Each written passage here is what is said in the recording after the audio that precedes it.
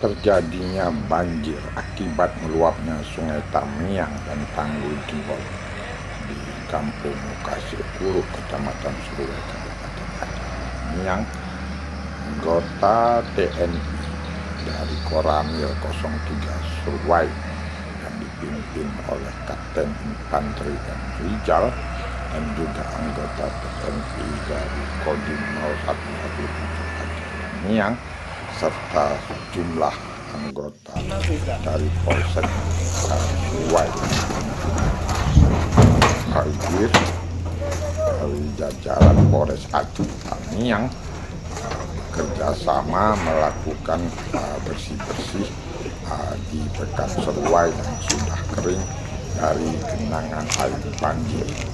Sebelumnya kawasan ini sempat terendam banjir akibat jebolnya tanggul yang ada di Kampung Kasir Kecamatan Seruai, Kabupaten Aceh Tamiang. Air banjir sempat beberapa hari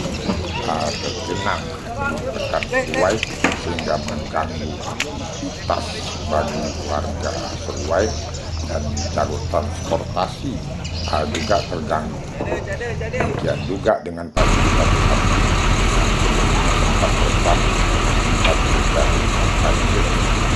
Pekan Seruai dan Seruai Kabupaten ini ada banjir buruk dan nampak kering dari genangan air banjir saja. Ini Polri melakukan pembersihan ataupun bersih-bersih di lokasi bekas terjadinya banjir di Pekan Seruai, Kecamatan Seruai, Kabupaten